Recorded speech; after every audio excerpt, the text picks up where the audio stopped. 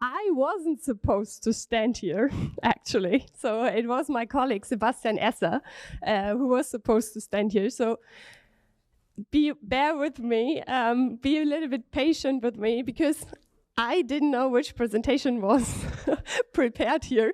And now, okay, but we will handle that. So he has some problems, Sebastian, with his teeth. So now he's back to the doctor. So, but I will stand up here. So I am actually. I start and tell a bit what I'm doing. So I'm the founder and CEO of Bridgemaker. I founded it 6 years ago, and we are a corporate company builder.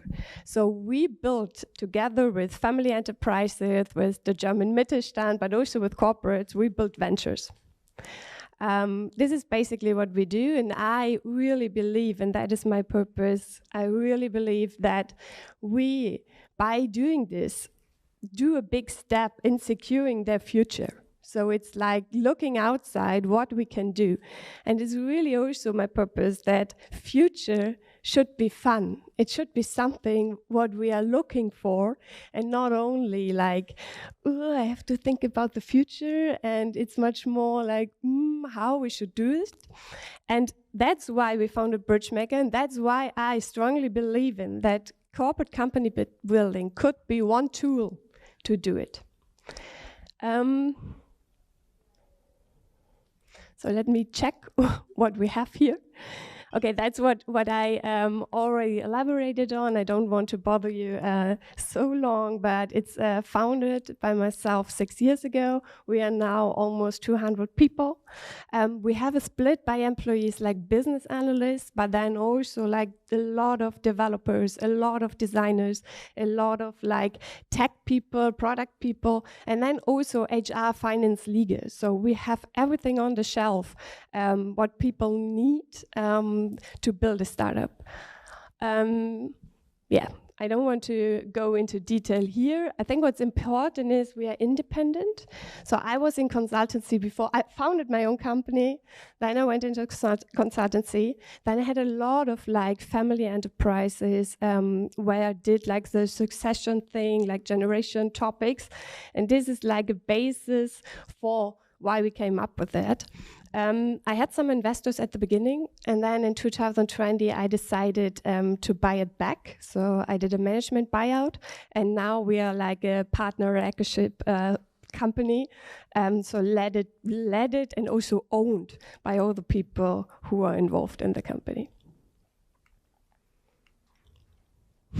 So yeah, status quo.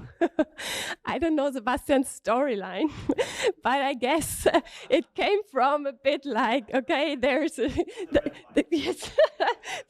small thing we have to fight, but what's the fight and how is it all about? And then of course we have the corporate side, we have the like big ships, but it's more like not in this way. This is a negative like image. It's like everybody has bring something to the table, also the corporate. And what we are doing and what I really believe in, it's the unfair advantage, you know, in this industry, what a corporate or also family enterprise can bring to the table and what we can use and then leverage by building new business models. So yes, like this. Yeah, current dilemma. Is like always the risk position, of course. It's like timing and it's skill. So we have to be in the right time. We have to think about really who is taking the risk. So it's a different setup when we do corporate company building in comparison to standalone, like only on the market. But also then, of course, we need the skills. And these are different to the ones the corporate has internally. Yeah, so where's the chance? The chance is when we bring it all together. So when we use the corporate with the knowledge, with all the resources which are in there, like finances, but also production sides, could be also access to a client base. And then the skills from the people who know how to build a venture. Could be us, like a company builder, but then also we are always looking for a founder team. And this could also be a joint founder team, could also be from the corporate side, but then also we are looking for external people who are really able to do it. And then, of course, and this is like a bit of the dilemma, what we are experiencing so far, we need money. And usually we started with the corporate side is also the investing side. We get sweat equity in a way that we build it. But what I see in the market is that the founding or funding sizes and buckets, they are too small. I realized, so the KPI, which should be reached, the KPI is sometimes much higher than we compare it with a normal financing route, but the amount they are like to invest, it's much smaller. So we have a lot of like education in a way, what can be done and what's the cost of it. And what we realized after the 6 years, that we are sometimes looking for an external like bucket of money, or we see as a different game, but a co-investor who's really willing to put money in that. And then we come to the, I don't stick to that right now, but then we are coming, so what we are doing, so we have a methodology, we have two inroads. We have the inroad, either there is an idea already existing in the company, and what we do then is challenging it, like looking for it, if it's really suitable, speak to clients, should we really do it? That's the one way. The other way is that we invent ideas together with the corporates. For example, EnBW said to us, okay, the time of like we are an energy firm is over, but we really want to be an infrastructure provider. And mobility is one of our strategic clusters. So start and think about mobility, what could be ideas. So that's the other way. And then we have this ideation phase. And after that, we go into conception. We really build a business case. We are looking for founder. We really know what the investment is. And what we are specialized in is really the thing of commercialization. So really going the last step in asking a client, for example, Christian, you want to buy this?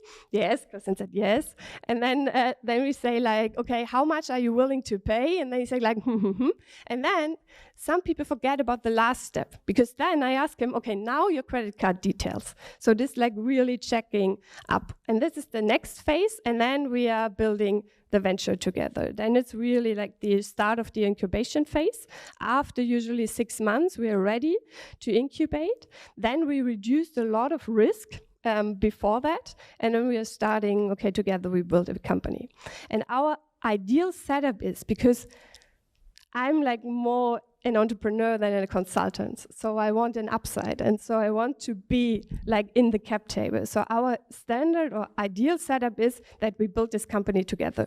The family enterprise or corporate has a share, we got a share, and then the founding team got a share. And the difficulties or the challenges in this like corporate company building is always this cap table structure. Because I talked about like getting external money on board, and it's difficult to get external money on board when one company in the standard setup has like 80% or 75%. So it's always a thing of negotiating when we get a second investor on board, how we leverage who is in the cap table and who has what. So what we did, coming back to my example with EnBW, we built this company, EnBW has the majority, and then we onboarded a second strategic investor with a Baloise insurance company. And within this, we had to balance it in a way out, who has the majority and who has to say what. So this is pretty important for that. Thank you. So yeah, basically this is what we do. We have built it like over 30 companies. Some of them, our first was for the Berliner Volksbank, for example. We reintegrated. So what's the exit channel? We reintegrated it into the Berliner Volksbank. This could be one. The other one could be like we have done it with the MBW. We onboarded a second strategic investor, but then really negotiated what's the exit step. So this is a case where the company is standalone in a way. And the big challenge or biggest challenge with corporate company building is that we have to align on the beginning, at least guessing, because startups are pivoting, of course, but at least guessing how close is it to our core business, how far away is it in a way, and then really think about what should be or what should happen with it in 2 to 3 years in a way. And that is how we structure then the cap table and all the things which are around. Yeah, so we did this. What I forget, maybe we can have a look at this, because this is now, I know, 2 minutes, but we started with companies like family enterprises, because this was really like the German backbone in securing their future. But what we started recently, 2 years ago, and now we're really in this business, also working together with private equity.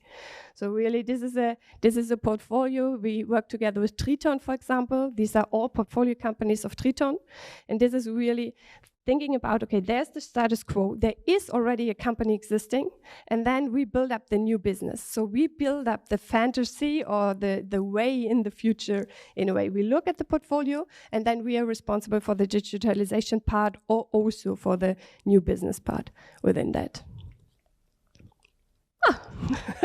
Okay, I survived in a way, so that's not Sebastian, it's me. My name is Henrike Luszick, and I'm very happy to discuss afterwards. So I apologize for don't sticking to the structure. I hope you understand what we are doing, and I hope also that you get some hints around it. So thanks so much, and thanks for the patience.